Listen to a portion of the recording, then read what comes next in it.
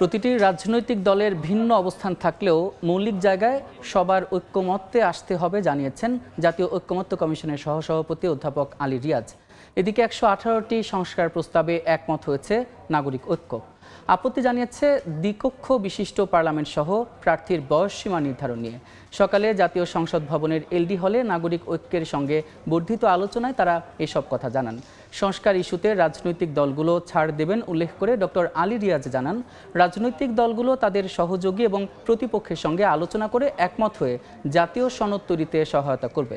নাগরিক ঐক্যের সাধারণ সম্পাদক শহীদুল্লাহ কায়সারের নেতৃত্বে ৬ সদস্যের প্রতিনিধি দল আলোচনায় অংশ নিয়েছেন। প্রায় সব দলগুলি ১০০-র উপরে আপনার ঐক্যমত পোষণ করেছে।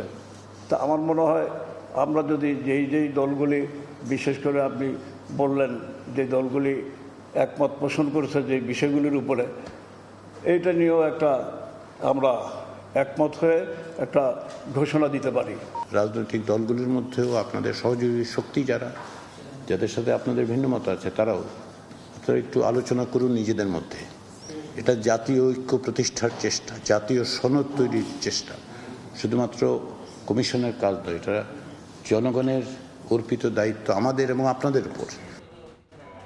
এই মুহূর্তে সংসদ ভবনের এলডি হলে আছেন সহকর্মী সাইফুল রুদ্র, সরাসরি যাচ্ছে তার কাছে।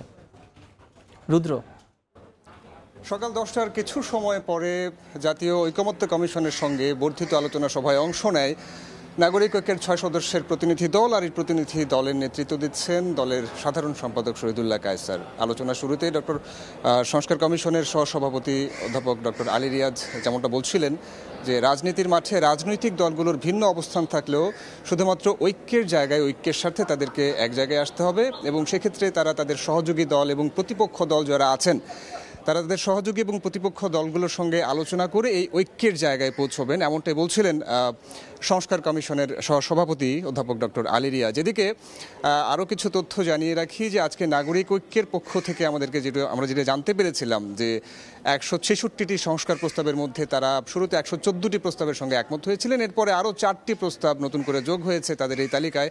তো সবশেষ তারা ১১৮টি প্রস্তাবের সঙ্গে একমত হয়েছেন।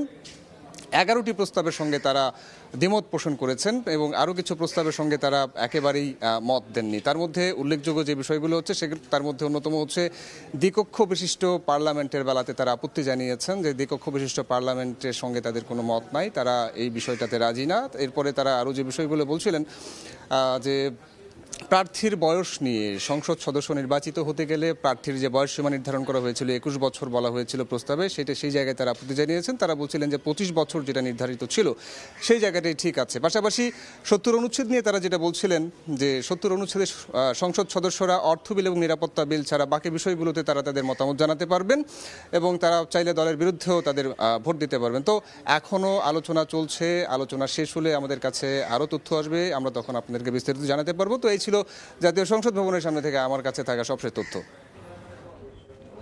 সরাসরি যুক্ত ছিলাম জাতীয় সংসদ ভবনে।